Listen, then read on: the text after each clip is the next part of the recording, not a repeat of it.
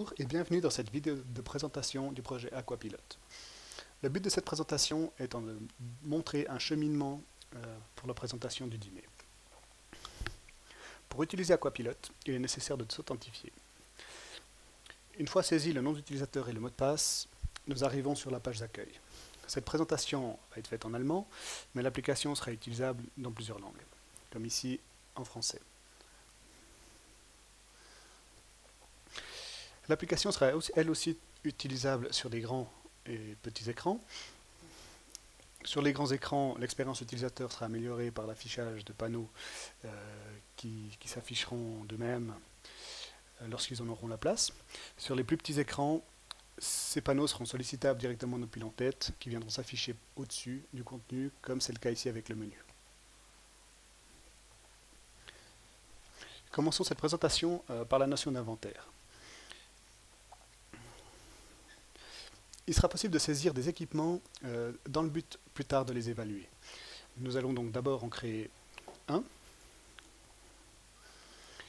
Il est possible de leur assigner un titre ou un nom ainsi qu'une description. Il y aura également deux champs références, un pour une référence potentiellement interne ainsi qu'une autre référence plutôt fournisseur ou fabricant. Il est possible d'assigner une ou plusieurs catégories, autrement dit ici ce sont les processus, donc là nous sommes en train de créer un élément de captage.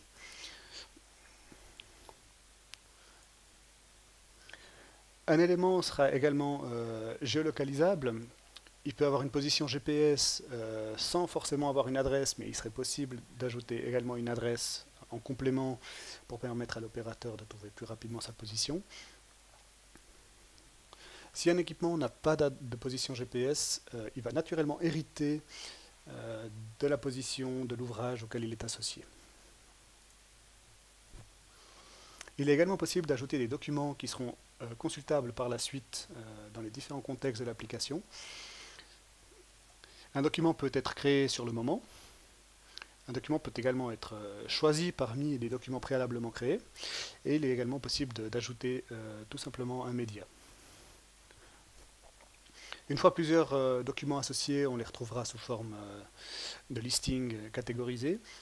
On a dans un premier temps une galerie représentant l'équipement. Il est possible de cliquer sur les images pour les consulter. Il est également possible de télécharger des documents PDF ou tout simplement de regarder une vidéo. Si nous revenons sur notre page d'accueil, maintenant qu'on a créé des équipements, il va être possible de remplir un questionnaire et checklist qui les concerne. Lorsqu'on clique sur l'accès à cette checklist, on voit une page qui pour l'instant comporte peu de questions. Toutes les questions ne sont pas affichées car pour l'instant aucun équipement n'a été présélectionné, mais on peut venir ici en ajouter. Alors soit en les sélectionnant par leur nom direct, comme ici. Les questions associées à cet équipement et plus particulièrement associées à sa catégorie d'équipement, en l'occurrence les captages, viennent s'ajouter dans la navigation des questions. On peut maintenant ajouter par exemple, plutôt que de les sélectionner une par une, on va sélectionner tous les équipements, tous les captages. Voilà, donc dans notre exemple nous en avons trois. Le troisième ici a déjà reçu des réponses, et il a donc une évaluation évaluée comme conforme. Maintenant, on va répondre au questionnaire pour cet équipement UGEL. On arrive sur l'interface de questions. On voit ici, donc on est sur la question E2 et puis sur l'équipement Brünnstube UGEL. Ce qu'on peut voir tout d'abord, c'est qu'on a ici une barre qui est associée, en fait, qui met à disposition tout un set d'informations qui nous permet de compléter nos réponses.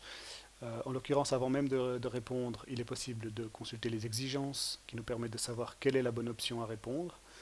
Il est également possible de consulter des documents, qui soient texte, comme ici, que ce soit des images, comme ici, ou toute autre forme de document audio, PDF, toujours dans le but de répondre de façon la plus pertinente possible à la question.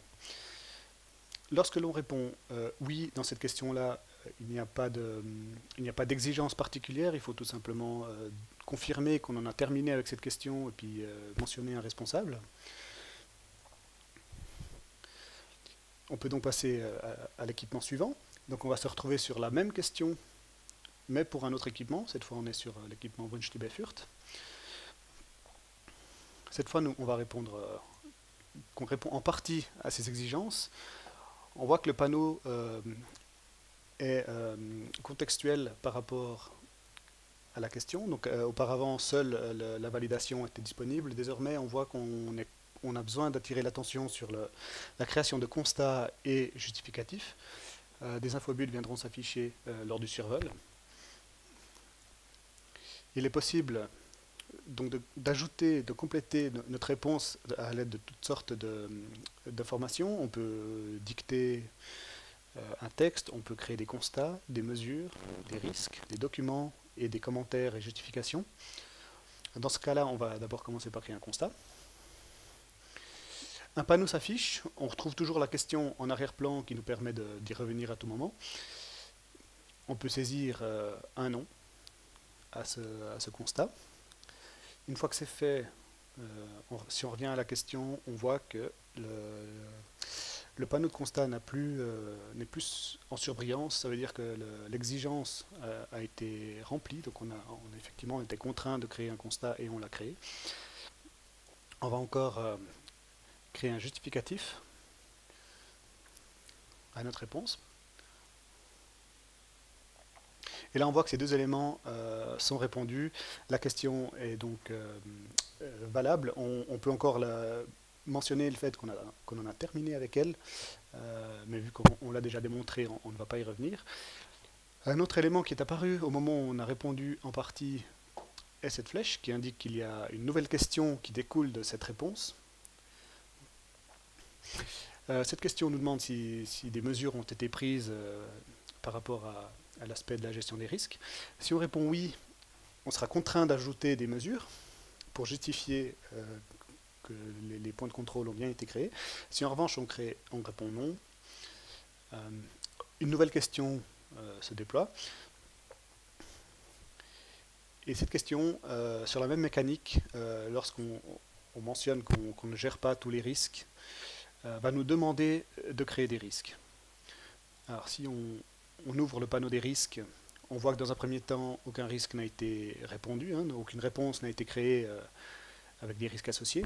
On voit également que nous avons des suggestions. Ces suggestions seront saisies par l'administrateur qui aura créé la question et donc va pouvoir suggérer des risques sur mesure au moment opportun. On peut se baser sur ces risques donc en créant un nouveau risque qui reprend son titre. Le reste des informations, en revanche, sont laissées à l'appréciation de la personne qui répond.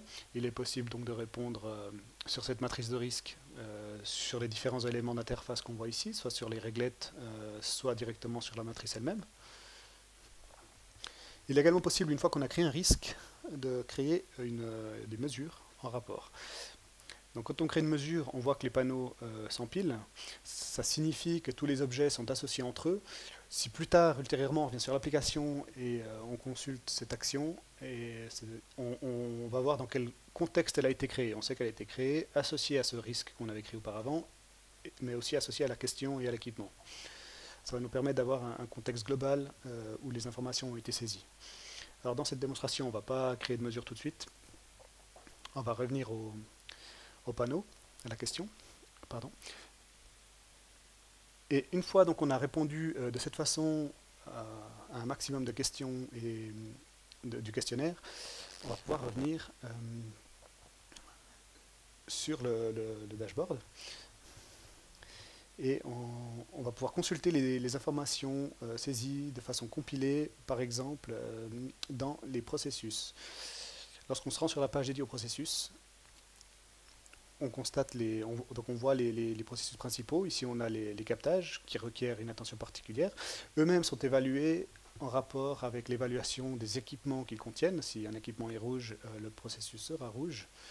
On peut cliquer dessus pour aller voir le détail. On voit qu'ici, il y a certains équipements qui n'ont pas reçu de réponse, alors que d'autres ont reçu une évaluation et sont non conformes, et même, dans ce cas ici, critiques. Si on clique sur un équipement, on peut voir le détail. et on peut même aller consulter les questions directement, non plus sous l'angle de la personne qui a répondu, mais peut-être sous l'angle de la personne qui a envie de voir qu'est-ce qui cloche.